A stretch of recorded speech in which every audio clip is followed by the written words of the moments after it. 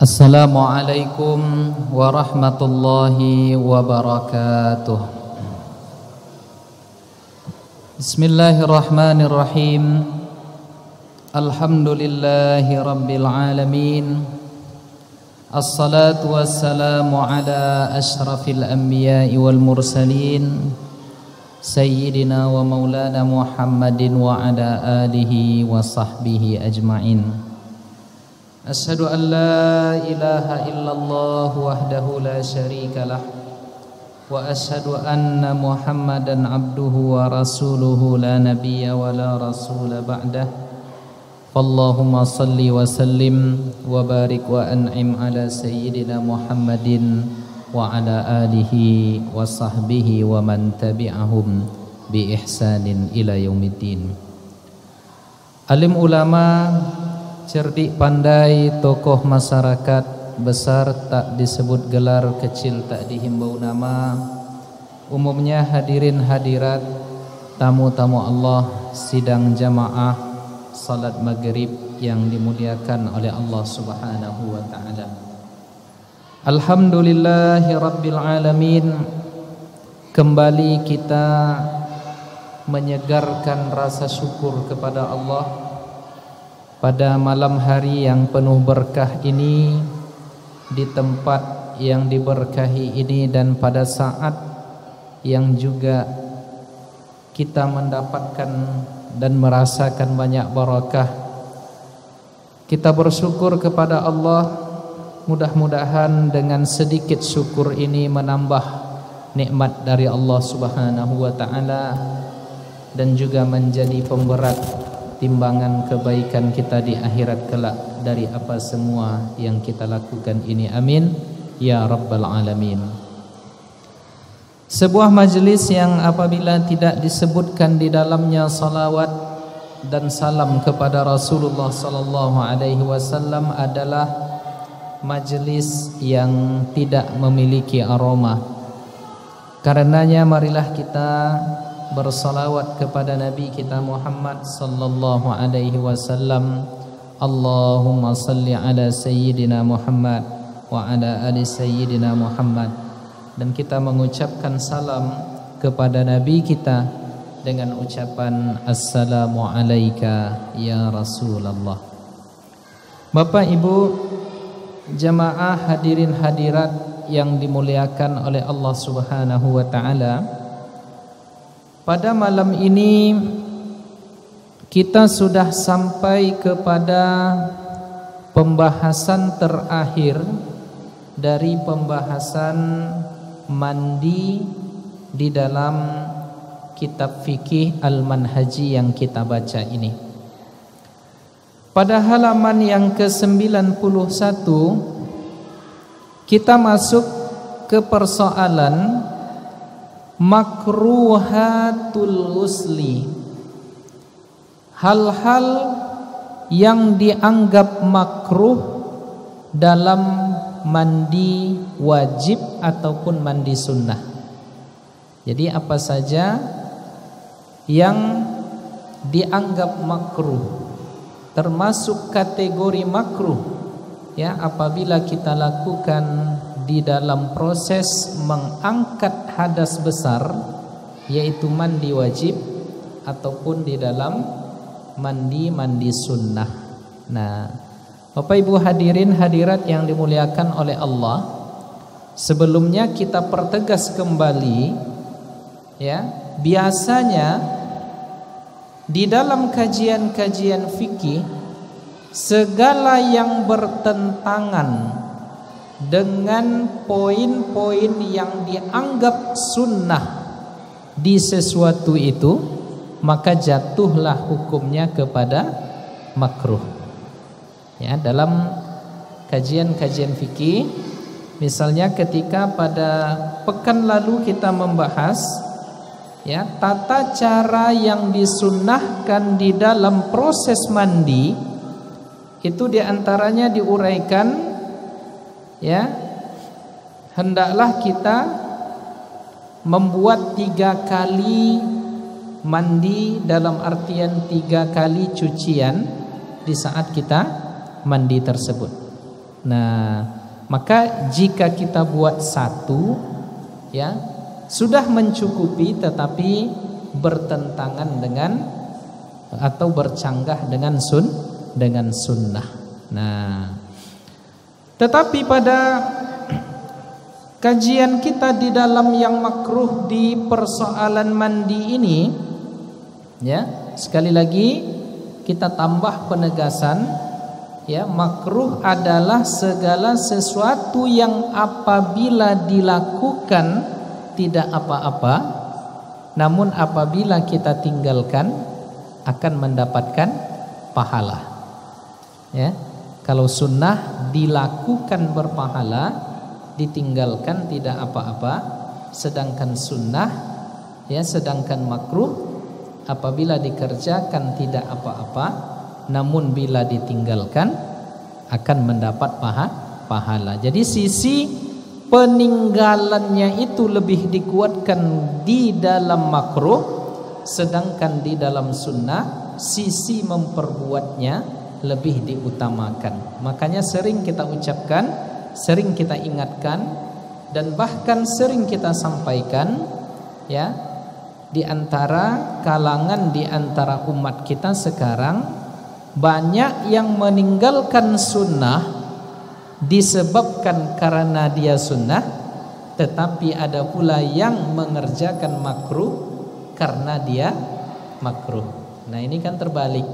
Seharusnya kerjakan yang sunnah karena dia sunnah, tinggalkan yang makruh karena dia makruh. Nah ini tidak ada, ya orang yang dalam praktek sehari-harinya dikerjakannya yang makruh, ya dengan alasan ini kan hanya makruh, ditinggalkannya sunnah, ya dengan alasan ya mencari pembenaran, oh ini kan hanya sunnah. Nah seharusnya kan ya sunnah itu dilakukan. Maka sedikit kita singgung tentang persoalan sunnah, Bapak Ibu yang dimuliakan oleh Allah.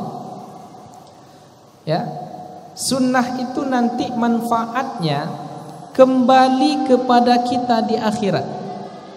Nah, di saat sampai pada masa di mana ditimbang di dalam mahkamah Allah nanti di akhirat, yang diperintahkan oleh Allah kepada petugas-petugasnya dari malaikat, lihatlah seperti apa dia mengerjakan segala yang fardu.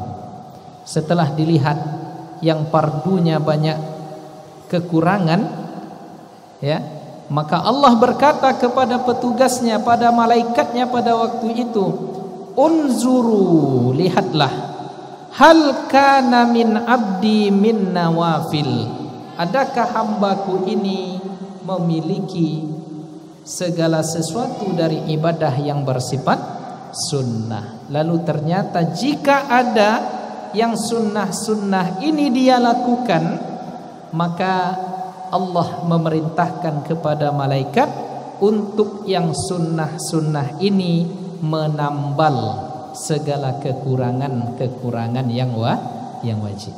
Nah, jadi yang sunnah itu ujung-ujungnya nanti adalah menambal segala kekurangan kita dalam pelaksanaan yang wajib. Nah, maka hadirin hadirat sekalian yang dimuliakan oleh Allah Subhanahu wa taala, banyak sekali kekurangan-kekurangan kita dalam mengerjakan yang wajib. Ya, di antara kekurangan itu adalah ketidaksempurnaan kita dalam melaksanakan yang wajib. Maka mudah-mudahan yang sunnah-sunnah itulah nanti yang akan menutup lubang-lubang kekurangan di dalam ibadah wajib kita. Contoh paling sederhana, Bapak Ibu sekalian yang dimuliakan oleh Allah, yang sederhana contohnya, seringkali kita ingat benda-benda yang hilang itu justru ingatnya di dalam salat. Iya enggak? Hilang kunci motor, ingatnya di salat. Ya, hilang kunci mobil, ingatnya di salat. Nah, segala sesuatu yang kita lupa di luar salat itu dibantu oleh syaitan untuk mengingatnya di dalam salat. Nah, oleh karenanya kita sebelum salat itu hendaknya ya membaca a'udzubillahi minasyaitonir rajim. Ya Allah, aku berlindung dengan Engkau dari syaitan yang terkutuk.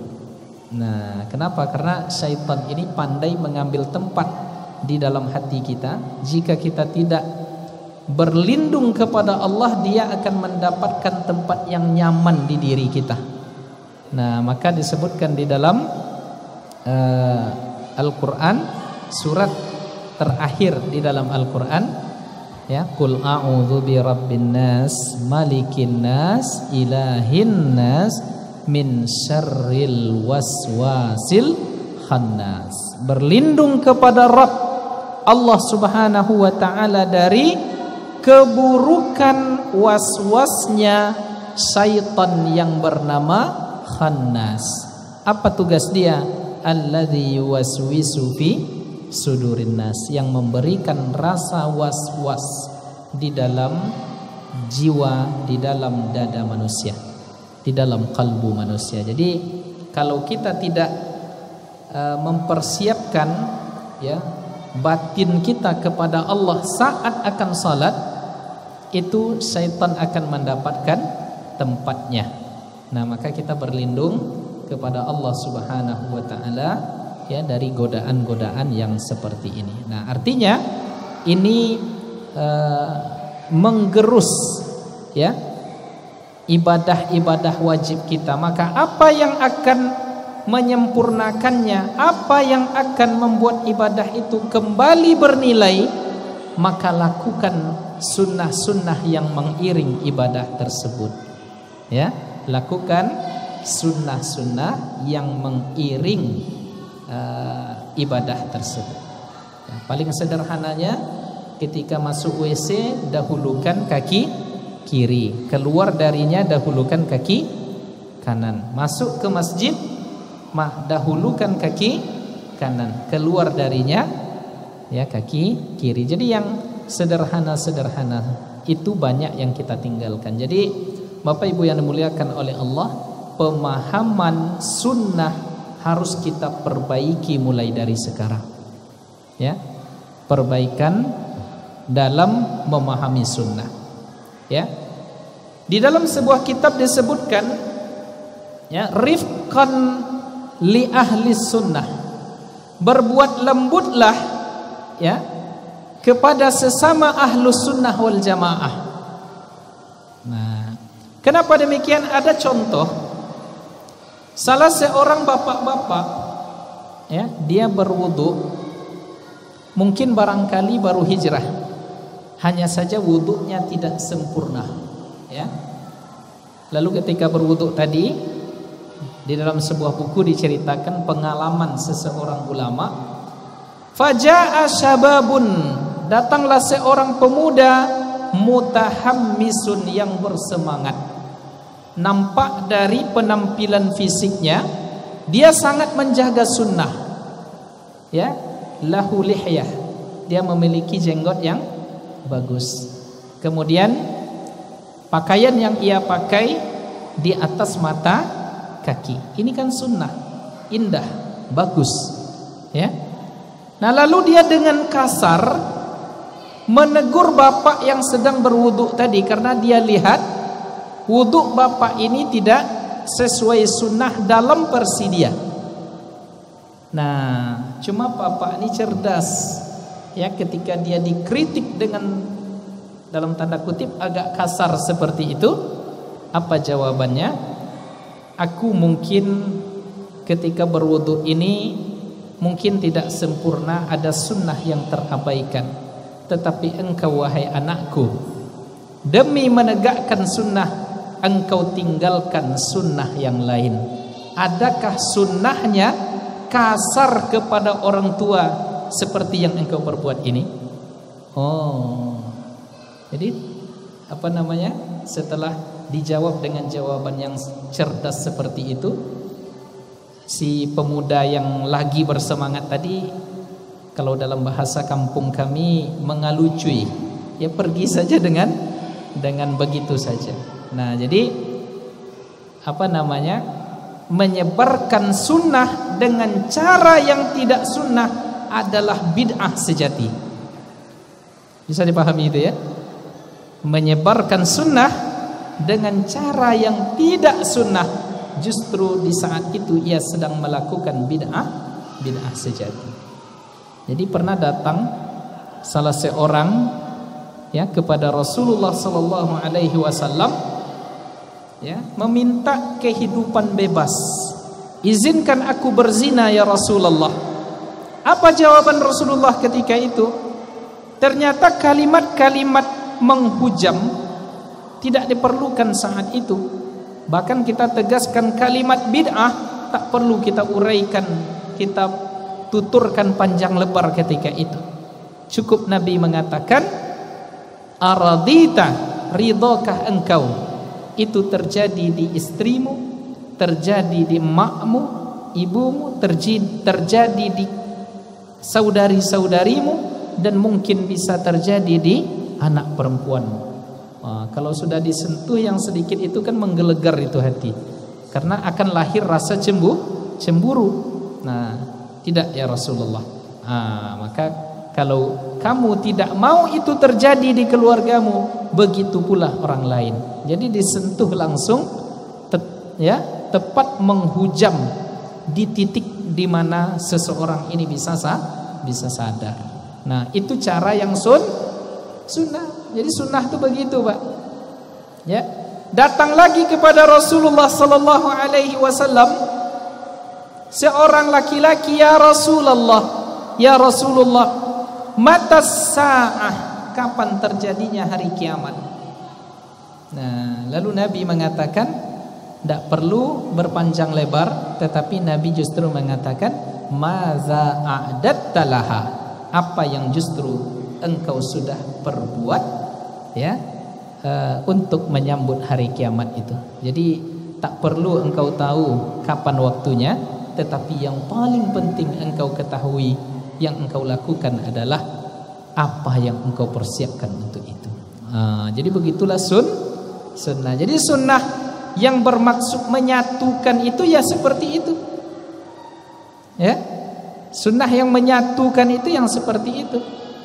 Nah, tetapi ketika kita mendapati sebuah amalan yang oleh versi kita tidak sesuai dengan yang kita pelajari, tetapi amalan itu terikat dengan dalil-dalil yang sudah ada, maka jangan cepat-cepat kita menyebut itu bid'ah. Ya, kadang kalimat bid'ah ini itulah yang kita sebutkan tadi tidak begitu penting. Nah, maka ini kritik ya kepada sahabat-sahabat kita yang bahkan dalam persoalan-persoalan yang sifatnya simple, fleksibel, itu dibuat di sana hitam putih, tidak boleh. Ya, bahkan ada salah seorang ustaz yang bahkan saya bersumpah demi Allah, katanya tidak ada Nabi membaca Al-Fatihah setelah sholat. Dia ingin menegaskan bahwa membaca Al-Fatihah setelah salat itu adalah bid'ah. Nah, sampai bersumpah menyebut nama Allah. Padahal Nabi tak perlu seperti itu ya dalam menguraikan sunnah. Nah, padahal ya sekalipun misalnya Nabi tidak pernah membaca Al-Fatihah setelah salat, membaca Al-Fatihah setelah salat itu tetap baik. Ya, inilah yang difatwakan oleh Al-Imam Ibnu Hajar Al-Haytami.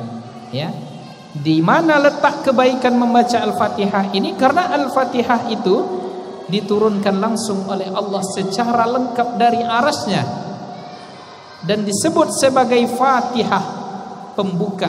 Banyak dalil-dalil secara umum yang menegaskan fadilah Al-Fatihah. Maka ketika kita baca tidak masalah. Nanti kajian yang lebih mendalam mungkin suatu saat, sekali dua kali pertemuan, nanti kita uraikan ya seperti apa konsep bid'ah dan hubungannya dengan persoalan-persoalan ijtihadi di dalam masalah fikih. Nah, jadi ingat sekali lagi kita tegaskan, menyebarkan sunnah dengan cara yang tidak sunnah, itu adalah bid'ah sesungguhnya. Nah, hadirin hadirat yang dimuliakan oleh Allah, namun walau begitu, konsistensi kita mengerjakan yang sunnah itu nanti ujung-ujungnya jika kita lakukan itu atas dasar mahabbah, cinta kepada Allah, cinta kepada Nabi, ya, bab cinta ini yang perlu kita kuatkan. Nah, maka sekalipun sunnah itu adalah sunnah yang barangkali oleh sebahagian ulama disebut sebagai sunnah ghairu tasyri'iyah, ya, sunnah yang tidak ada implikasi hukumnya, seperti cara berjalan Nabi, cara berpakaian Nabi, cara menyisir rambut Nabi, itu yang tidak ada implikasi hukumnya. Jika atas dasar kecintaan kepada Rasulullah itu kita lakukan, kita mendapat pahala, ya, karena ada rasa cinta kepada Nabi Muhammad sallallahu alaihi wasallam.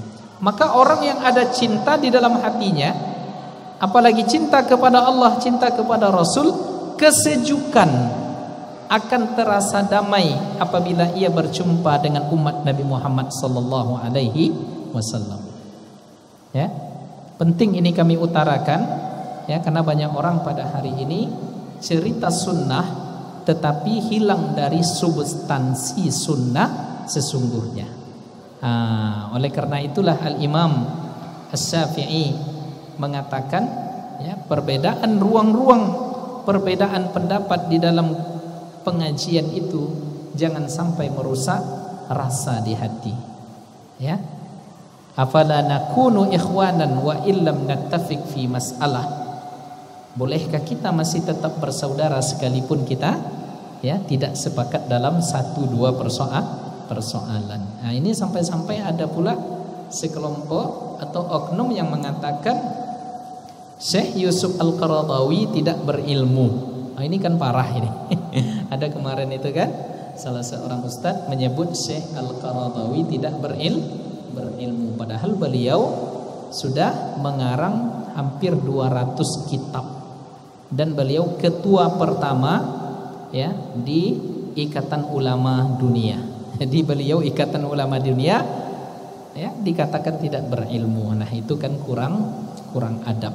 Nah, padahal dia menyebut sunnah, ya, dia menyebut sunnah. Jadi akhirnya sunnah itu tergerus maknanya karena tidak ada, ya, rasa mahabbah di dalam hatinya. Makanya cara kita memandang umat Nabi Muhammad ini yang pertama adalah dengan rasa sayang, ya. Semuanya itu adalah umat Nabi Muhammad sallallahu alaihi wasallam. Kita berhimpun di bawah panji Rasulullah sallallahu alaihi wasallam. Nah, kalau itu sudah ada, insya Allah kalau kita berjumpa dengan orang itu nyaman, ya, menengok wajahnya pun menyenangkan, dan ujung-ujungnya Allah Subhanahu wa taala akan mencintai. Nah, kalau cinta Allah sudah kita dapat, kebersamaan dengan Allah itulah yang paling nikmat. Maka tidak ada yang nikmat, ya, tidak ada yang lebih nikmat di dunia ini selain kenikmatan, ya, bersama Allah. Karena pada saat itu la tahzan, ya, la takhaf wa la tahzan, tidak ada yang kita risaukan, tidak ada yang bisa kita galaukan. Karena apa? Innallaha ma'ana. Jadi ujung-ujungnya sunnah itu akan melahirkan sangka baik kita kepada Allah Subhanahu wa taala. Nah, jadi itu sedikit di awal saya ingin menyinggung tentang persoalan sunnah dan makruh tadi. Nah, masuk kita ke persoalan makruh di dalam bab mandi. Ada 2 yang dicatat di dalam kitab ini, berarti 2 ini persoalan yang dianggap besar, ya. 2 hal ini dianggap bercanggah dengan seluruh poin-poin kesunnahan di dalam, ya, bab mandi yang kita bahas pada pekan yang lalu. Jadi dari seluruh poin ada 6-7 poin kita bahas kemarin. Yang makruhnya hanya 2. Jadi 2 ini bercanggah, bertentangan dengan 7 poin sunnah yang kita uraikan kemarin. Apa yang pertama? Yang menjadi makruh di dalam bab mandi itu adalah al-israf fil ma', ya, lima marra ma'aka fi makruhatil wudu wa li'annahu khilafu fi'lihi sallallahu alaihi wasallam. Jadi yang pertama, yang masuk kategori makruh di dalam mandi, baik mandi wajib ataupun mandi sunnah, adalah berlebih-lebihan memakai air, sebagaimana yang diuraikan kepada bab wudu kemarin. Jadi ketika berwudu berlebih-lebihan memakai air, jatuhlah hukumnya kepada makruh. Apa sebab dia makruh? Karena bertentangan dengan perbuatan yang dibuat oleh Rasulullah sallallahu alaihi wasallam. Diriwayatkan oleh Al-Imam Al-Bukhari, diriwayatkan pula oleh Al-Imam Muslim, bersumber dari Anas bin Malik radhiyallahu anhu, ya. Jadi banyak di antara hadis-hadis yang sifatnya private, privasi Rasulullah, itu salah satu jalur rawinya adalah Anas bin Malik. Apa sebab? Anas bin Malik ini 10 tahun menjadi pembantu Rasulullah sallallahu alaihi wasallam. Jadi Anas bin Malik itu ya nikmat sekali hidupnya, bisa berdekatan dengan Rasulullah sallallahu alaihi wasallam, jadi pembantu Rasulullah sallallahu alaihi wasallam. Kami saja di pondok dulu jadi pembantu kiai, pembantu ustadz itu senangnya luar biasa. Saya dulu ada salah seorang ustadz yang guru saya, ya, alumni Lipia Jakarta, ya, yang bahasa Arab dan penguasaan kitabnya bagus sekali. Itu saya menjadi pembantu beliau, ya, pembantu dalam artian minor, ya, tidak setiap hari dengan beliau, tetapi tanpa beliau suruh, ya, saya yang mengambilkan nasinya, saya mengambilkan minumnya, saya yang mencucikan pakaiannya. Nah, tetapi yang dirasakan saat itu adalah kebahagiaan, dan beberapa saat setelah itu yang dirasakan adalah keberkahan, karena dia adalah ulama, dan ulama ini adalah pewaris para nabi. Apa keberkahannya? Jika ada pelajaran yang tidak bisa dipahami di lokal dengan dia ketika itu, tetapi karena barokah khidmah kepada guru, ya, beberapa saat setelah itu paham. Bahkan beberapa tahun setelah itu paham. Oh, rupanya ini dulu kaji yang dijelaskan oleh ustadz saya dulu di pondok. Sekarang baru paham. Nah, pernah enggak kawan-kawan pemuda seperti itu? Dulu enggak paham, sekarang paham. Nah, itulah barokah. Nah, apalagi dengan Rasulullah sallallahu alaihi wasallam. Itulah yang dirasakan oleh Anas bin Malik. Ya Allah. Jadi berdekatan dengan Rasulullah. Dalam riwayat Muslim dan beberapa riwayat juga dikatakan ada pokok kurma, tempat di mana Rasulullah menyandar di Masjid Nabawi. Dia menangis tatkala sudah dibuatkan mimbar di Masjid Nabawi. Nabi duduk di mimbar, tidak lagi menyandar di pohon itu, ya. Lalu tangisan pohon itu didengar oleh Rasulullah. Tangisan pohon itu pula didengar oleh para sahabat yang hadir di Masjid Nabawi ketika itu. Lalu singkat cerita, Nabi bertanya kepada pohon kurma, engkau mau tetap di sini atau nanti engkau menjadi tempat sandaranku atau bersamaku nanti di surga? Lalu pokok kurma ini berkata, ya sudah ya Rasulullah, saya ingin bersama engkau di surga nanti. Nah, jadi tak menangis lagi dia. Kawan-kawan, ada enggak pernah dengar tangisan mimbar ini? Ada yang dengar? Nah, biasanya itu bisa kita dapatkan di saat ruhani kita siap, ya. Dan Rasulullah adalah bapak ruhani kita, ya. Para sahabat adalah orang-orang yang dididik oleh Rasulullah sallallahu alaihi wasallam, yang mewarisi nurani Rasulullah sallallahu alaihi wasallam, ya, yang mewarisi ruhani Nabi Muhammad sallallahu alaihi wasallam. Coba kalau misalnya pertanyaan itu diberikan ke kita, engkau mau bersamaku di sini atau nanti di surga? Kira-kira jawaban kita apa? Kalau ada Rasulullah sekarang datang, ya, dalam mimpi kita, engkau mau bersamaku di dunia atau nanti sama-sama kita di surga? Kalaulah saya yang jadi pohon itu, saya jawab, ya Rasulullah, saya selalu ingin bersama engkau. Saya tak mau menunggu di surga. Ingin selalu bersama engkau. Kalau sudah bersama Rasulullah, akan selalu sampai ke surga. Nah, ini yang menjawab adalah pohon kurma. Ya, pohon kurma ini yang ngomong itu spiritnya. Hanya saja mereka, ya, makhluk-makhluk di luar kita ini, mereka sudah tidak diberikan akal, ya. Akal mereka itu sudah ditarik. Yang ada itu hanya spirit. Maka jawaban dia, biarlah saya nanti di surga. Bagi kita yang memiliki akal, yang memiliki rasa cinta, enggak ya Rasulullah, ya, saya ingin bersama engkau mulai dari sekarang. Ya, makanya ada sebuah acara di televisi di Uni Emirat Arab, ya, yang dipandu oleh Ustadz Ahmad Sugairi. Itu ada acaranya, judulnya dulu pada tahun 2010, zaman kami masih di Kairo. Itu ada acaranya Laukana Bainanal Habib. Bagaimana sekiranya kalau Nabi Muhammad bersama kita. Datang ke pasar, ya, datang ke supermarket, dia bertanya kepada orang-orang yang datang di supermarket itu, "Maza taqulin," ke seorang wanita, "apa yang engkau akan katakan, ya, jika engkau berjumpa dengan Rasulullah sekarang?" Menangis, Pak. Ya, menangis. Ya, tidak terucap. Apa yang akan kita lakukan jika ternyata Rasulullah ada di tengah kita? Nah, tidak terucap apapun. Nah, makanya kita banyak-banyaklah berselawat kepada Nabi Muhammad SAW.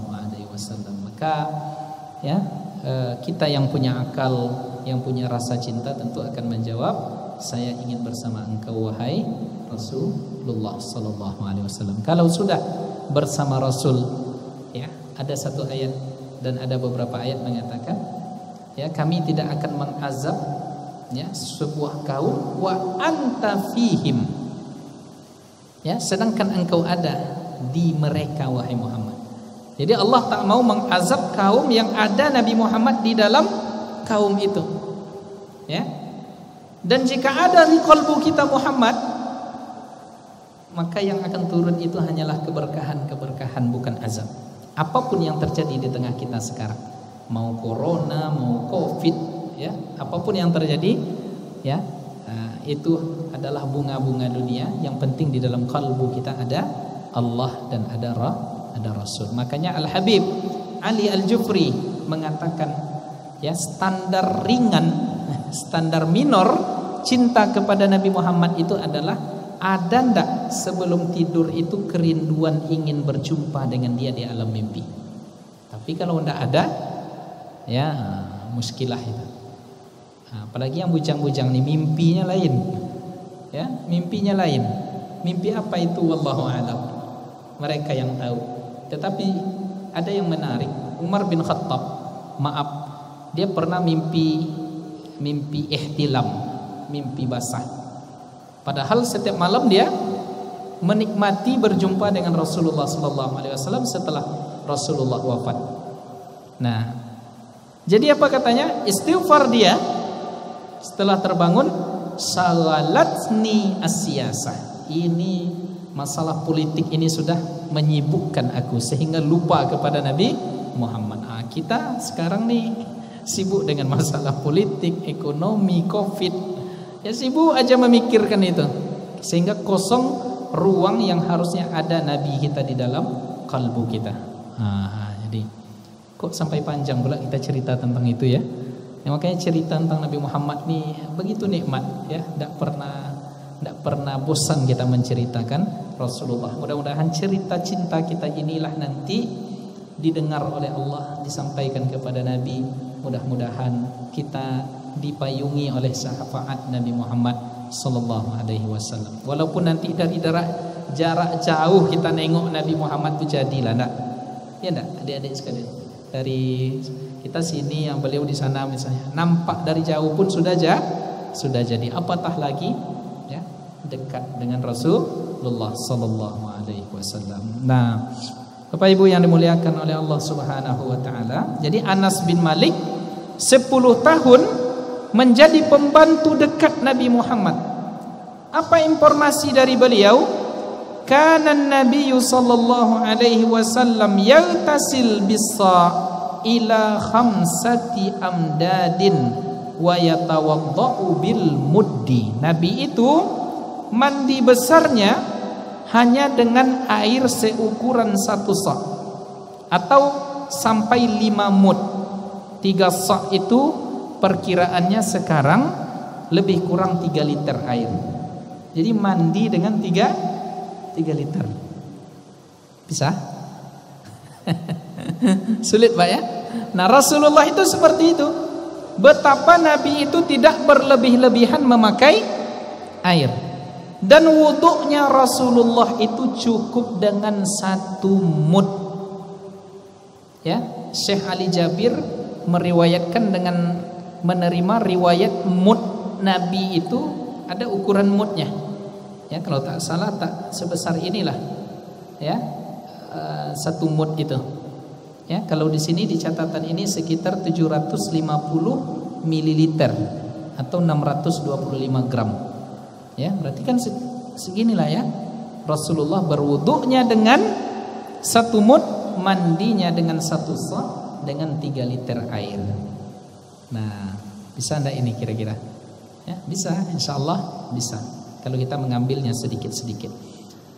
Nah, diriwayatkan kembali oleh Al-Imam Al-Bukhari dan Muslim bersumber dari Jabir radhiyallahu anhu, wa qad su'ila 'anil ghusli faqal, dia ditanya, Jabir bin Abdullah ini ditanyakan ya tentang tata cara mandi, seperti apakah mandi itu. Jabir mengatakan yakfika sa'an, cukup mandi itu jumlah air engkau adalah 1 sa'. Lalu laki-laki yang bertanya tadi mengatakan ma yakfini, oh rasanya 1 sa' 3 liter tak cukup untuk mandi wahai Jabir. Lalu apa kata Jabir? Kana yakfi man huwa awfa minka sa'ran wa khairun minka. 3 liter air tadi wahai laki-laki, wahai sahabatku, cukup untuk orang yang lebih lebat rambutnya dari engkau, dan dia lebih baik daripadamu. Jadi awfa sya'ran itu rambut Nabi itu lebat, panjang, ya, ikal warna hitam, ya, tidak banyak ditumbuhi oleh uban. Dalam riwayat Imam Tirmizi, Nabi itu wafat, yang ada di jenggot dan di rambut beliau itu tak lebih dari sekitaran 10 helai uban saja. Jadi Rasulullah itu tetap gagah di hari tuanya, rambutnya hitam, gagah, ganteng, mulia. Nah, itulah Rasulullah sallallahu alaihi wasallam. Nah, jadi ya konsep yang harus kita pegang dalam berwudu, dalam mandi, berhematlah memakai air walaupun engkau berada di hulu sungai yang besar. Nah, kenapa? Karena mempertimbangkan kebutuhan makhluk hidup yang lain. Walaupun kita sekali hujan, banyak air di Pekanbaru ini sekali hujan banjir. Nah, maka tetap tidak boleh kita berlebih-lebihan dalam memakai air. Ya, mungkin ada pula orang yang beralasan, oh itu wajar, karena dulu di zaman Rasulullah di padang pasir sulit air, makanya keluar hukum makruh. Tidak, ya, mau sulit mau susah di zaman Nabi dan mudah air di tempat kita, tetap ya tidak boleh berlebih-lebihan. Ya, wa kulu washrabu wa la tusrifu innallaha la yuhibbul musrifin. Allah tidak suka kepada orang yang berlebih-lebihan. Nah, Bapak Ibu yang dimuliakan oleh Allah Subhanahu wa taala. Kemudian yang kedua, yang dimakruhkan dalam mandi adalah mandi di air yang tidak mengalir. Ya, jadi kalau ada air yang tidak mengalir, jangan mandi wajib di sana. Ya, ada larangan Rasulullah sallallahu alaihi wasallam bersumber dari hadis yang diriwayatkan oleh Abu Hurairah, la yaltasil ahadukum fil ma'id daim wa huwa junub. Janganlah mandi di air yang tidak mengalir sedangkan dia waktu itu junub. Inilah yang menjadi dalil kuat mengapa di dalam mazhab Syafi'i itu ada istilah air mustakmal. Ya, air yang sudah dipakai dalam fardu mandi atau fardu wudu, ya, itu tidak dibenarkan lagi dipakai untuk kita apabila ingin berwudu atau mandi wajib. Dengan sisa, ya, air yang sudah dipakai dalam kefarduan wudu ataupun kefarduan mandi. Nah, inilah dalilnya riwayat Muslim bersumber dari Abu Hurairah radhiyallahu anhu. Nah, lalu bagaimana yang kami lakukan ya Abu Hurairah kalau tidak boleh langsung nyemplung ke air yang tidak mengalir? Ya, apa yang harus kami lakukan wahai Abu Hurairah? Abu Hurairah mengatakan ya tanawaluhu tanawulan. Maksudnya adalah ya'khuzuhu biyadi. Ambil air itu dengan tangan kita atau dengan ina'in saghir atau dengan timba kecil. Ambil mandi. Tidak boleh langsung nyemplung. Ya. Jadi ada perangai kawan-kawan kami di pesantren dulu, Bapak Ibu. Itu air bak besar. Ya, airnya tidak mengalir. Bangun dia subuh-subuh jam 4 tuh masuk dia situ. Berenang dia situ. Kemudian ya Allah. Ya, jam 5 kan banyak orang pergi wudhu ke sana. Nah, berwuduklah mereka dengan sisa air mandi kawannya tadi. Kami tahunya di akhir semester mau tamat lah. Jadi kata kawan ini dia minta maaf, mengumumkan permohonan maafnya. Kawan-kawan, sebelum kita berpisah di acara perpisahan, saya punya dosa beberapa kali kepada kalian semua. Apa itu kata kami? Setiap jam 4 subuh kalau saya bangun duluan, saya mandi di bak kamar mandi itu, berenang nyemplung. Setelah itu kalian datang berwudu. Itulah perangai itu, Pak. Nah, jadi bagaimana sahabat tidak wudu? Ya, yang lain ya karena dia tidak tahu, tidak apa-apa, dimaafkan, makfu, ya. Tetapi yang melakukan ini dia berdosa. Untungnya udah minta maaf. Ini kalau diupload ke YouTube nanti kalau dia dengar ketawa dia ini. Karena dia sering mendengar kajian saya, ya. Nah, jadi bertaubatlah kepada Allah, ya, jika masih belum sempurna dulu taubatnya, karena membuat wudhu kami ketika itu tidak sah. Ya bisa jadi dia waktu itu mandinya mandi wajib, nyemplung dia ke sana, ya. Wallahu a'lam. Semoga ini tidak dijadikan contoh, ya. Ini perangai anak-anak asrama biasanya begitu, Pak. Bapak Ibu yang dimuliakan oleh Allah Subhanahu wa taala. Nah, apa hikmahnya? Jadi ada tujuan, ada hikmah di balik larangan ini. Secara ringkas disebutkan annan nafsa tataqazzazu minal intifa' bil ma'il mughtasali fihi bi ayyi wajhin. Jadi jiwa ini, fitrah kita ini agak enggan, ada perasaan tidak nyaman memakai sisa air yang sudah dipakai oleh orang lain. Itu wajar. Ya, kita saja waktu itu di akhir perpisahan baru tahu, ya, baru terasa oh iya ya, agak tidak nyaman. Berarti kami dulu sering kumur-kumur gosok gigi dengan air bekas. Jadi jiwa kita tidak nyaman, tidak tenang, ya, tidak asik rasanya. Nah itu. Nah jadi begitu Bapak Ibu yang dimuliakan oleh Allah Subhanahu Wa Taala, ya, bahwa sesungguhnya inilah yang menjadi dalil, ya, tidak boleh kita inilah yang menjadi dalil adanya air mustakmal. Tetapi di sini disebut makruh, ya, dengan apabila dia tidak sampai kepada hukum haram. Ini hanya setakat makruh saja, ya, mandi di air yang tidak mengalir atau berwudu di air yang tidak mengalir. Nah itu barangkali sedikit, ya, pembahasan, karena ini pembahasannya jika diuraikan lebih detail banyak, ya, tafri', banyak cabang-cabangnya. Tetapi karena waktu kita yang tidak memadai, kita cukupkan materinya sampai di sini. Jika ada pertanyaan, 1 atau 2 pertanyaan tentang persoalan ini boleh kita ajukan. Silakan, Ustaz. Ya.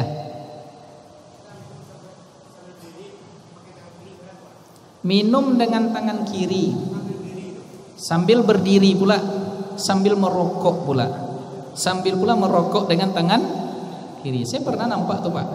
Dia lagi merokok dengan tangan kiri, minum pula dengan tangan kiri sambil berdiri.